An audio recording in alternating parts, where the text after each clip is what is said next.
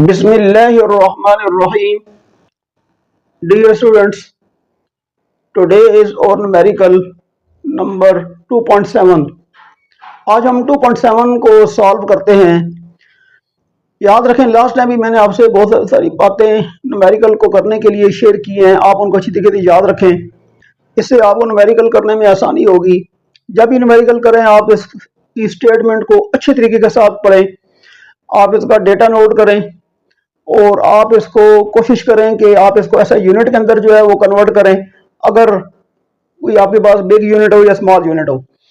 और उसके बाद फिर आप सूटेबल फार्मूला चूज करके आप मैथमेटिकली उसको सॉल्व करें और एट द एंड ऑफ आपने जो है उसका आंसर ऐसे यूनिट के साथ लिखना है। डियर स्टूडेंट्स, मैंने आपको ये भी बताया था कि न्यूमेरिकल प्रॉब्लम के अंदर कुछ चीज़ें छुपी हुई होती हैं, उनको हमने यहाँ पे खुद से लिखना होता है, उनको यहाँ पे अकॉर्डिंग टू कंडीशन इसको समझकर और फिर उसको हमने यूटिलाइज करना होता है। अगर इन छुपी हुई चीज़ों को हम यहाँ पे नहीं लिखेंगे तो इससे हमारा न्यूमेरिकल गलत हो सकता है। तो डियर स्टूडेंट्स, आज एक नई चीज़ हमारे न्यूमेरिकल में ऐड होने जा रही है। वो नई चीज़ क्या है कि जब हम हाइट की बात करते हैं, ये मार्कर आपको नजर आ रहा है, ये हाइट पे है। कॉमन बात है, जब मैं इसको छोड़ूंगा तो ये आपने देखा कि ये डाउनवर्ड मूव करेगा। It is due to force of gravity. Gravity की वजह से ये डाउनवर्ड मूव करेगा। तो according to Newton second law, जिस डायरेक्शन में फोर्स अप्लाई होती है उसी डायरेक्शन में एक्सेलरेशन जनरेट होता है। और इस केस में चूंकि एक्सेलरेशन ड्यू टू ग्रेविटी है, तो लिहाजा यहाँ पे जो एक्सेलरेशन होगा वो ग्रेविटेशनल एक्सेलरेशन होगा। अब चूंकि toward the direction of gravity है, इट विल बी पॉजिटिव, और जब ये against the direction of gravity होगा इट विल बी नेगेटिव। मैंने यहाँ पे डायग्राम भी ड्रा की है, ये आप इसको देख सकते हैं।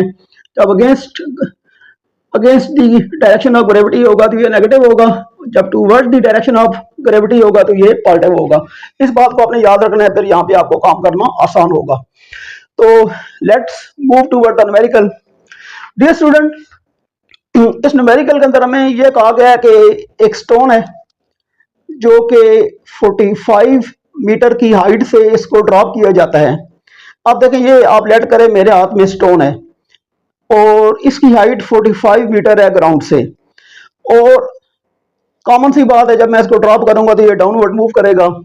तो इस सिचुएशन में जब इसको मैं यहाँ ड्रॉप करने लगा हूँ तो इसकी जो मोशन है वो, जो ये रेस्ट में, अभी फिलहाल इसकी मोशन 0 है, ये रेस्ट में है, तो इसकी जो इनिशियल वेलोसिटी है वो 0 होगी।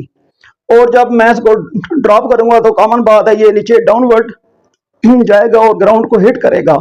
तो इसमें कहा जी कि ग्राउंड को कितनी वेलोसिटी के साथ हिट करेगा और कितने टाइम में ये ग्राउंड पर पहुंचेगा। तो इसकी जो हिटिंग वेलोसिटी है ग्राउंड के साथ, it mean final velocity v है, वो भी हमने कैलकुलेट करनी है। और जितना टाइम यहाँ से यहाँ तक जाने में लगेगा ये भी हमने कैलकुलेट करना है। तो डियर स्टूडेंट, हम अपना डेटा नोट करते हैं। तो देखिए, हमारे पास फर्स्ट ऑफ ऑल हाइट है, आपको नजर आ रही है हाइट 45 मीटर। इसको नोट कर लिया मैंने। और इसने कहा जी आप टाइम कैलकुलेट करें, time to reach the ground, ये क्वेश्चन मार्क, और यहाँ पे gravitational acceleration, it is toward the direction of gravity, it will be positive. और आप जानते हैं कि इसकी जो वैल्यू है वो 10 मीटर पर सेकेंड स्क्वायर होती है, और इस केस में ये पॉजिटिव होगा। अच्छा जी, फिर उसने कहा जी आप इसकी हिटिंग वेलोसिटी बताएं ग्राउंड के साथ। इसको हमने नोट कर लिया यहाँ पे डियर स्टूडेंट। अब हम, और हाँ, मैंने आपको यहाँ पे बताया था कि चूंकि यहाँ पे ये रेस्ट में है तो उसकी जो इनिशियल वेलोसिटी है ये 0 होगी। इसको भी हम यहाँ पे नोट कर लेते हैं, इनिशियल वेलोसिटी 0। अब ये हमारा डेटा है डियर स्टूडेंट। डेटा को लिखने के बाद आप चेक कर लें, ये ऐसा यूनिट के अंदर होना चाहिए, और ये ऐसा यूनिट के अंदर है। जो चीजें हमारे पास यहाँ गिवन है और जिनको हमने कैलकुलेट करना है तो ऑटोमेटिकली वो भी हमारे पास ऐसे यूनिट में आएंगी। तो यहाँ पे हम सॉल्यूशन स्टार्ट करते हैं डियर स्टूडेंट। बस आपने ये याद रखना है, इक्वेशन ऑफ काइनेमेटिक्स हैं उनकी जो यहाँ पे फॉर्म है ग्रेविटेशनल एक्सेलरेशन की वजह से वो चेंज होगी। अब यहाँ पे लीनियर एक्सेलरेशन की बात नहीं होगी बल्कि ग्रेविटेशनल एक्सेलरेशन की बात होगी। तो लिहाजा इक्वेशन में जहां जहां लीनियर एक्सेलरेशन आता है उसकी जगह पर हम यहाँ पे खामखा ग्रेविटेशनल एक्सेलरेशन लिखेंगे, और जहां डिस्टेंस की बात होगी वहां पे हम एस की बजाय एच का यूज करेंगे। ये आपने याद रखना है। तो डी स्टूडेंट, मैं यहाँ पे इक्वेशन ऑफ काइनेमेटिक यूज करता हूँ, जो आप जानते हैं हमारे पास सेकंड इक्वेशन है s is equal to v i t plus 1/2 a t square. अब यहाँ मैं s की जगह h लगाऊंगा क्योंकि ये हाइट का केस है, और वी आई टी उसी तरह प्लस 1/2, और यहाँ a की जगह चूंकि एक्सेलरेशन हमारा ग्रेविटेशनल है तो g आ जाएगा, तो ये बन गया जी टी स्क्वायर। ये हमारी यहाँ पे इक्वेशन इस्तेमाल होगी। फिर यहाँ पे आपने याद रखना है कि s की जगह h लगाया है और a की जगह हमने g लगाया है। ठीक है जी। अब हम आगे वैल्यूज पुट अप करते हैं डी स्टूडेंट।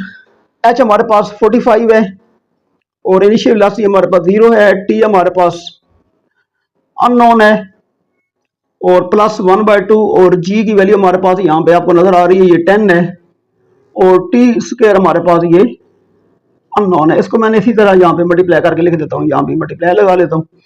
तो डियर स्टूडेंट, ये यहाँ पे 2 5 are 10, ये कैंसिल हो गया, और ये आपके पास 45 आ गया, और ये जो आप जानते हैं 0 हो जाएगा, तो ये आपके पास 5t स्क्वायर आ जाएगा।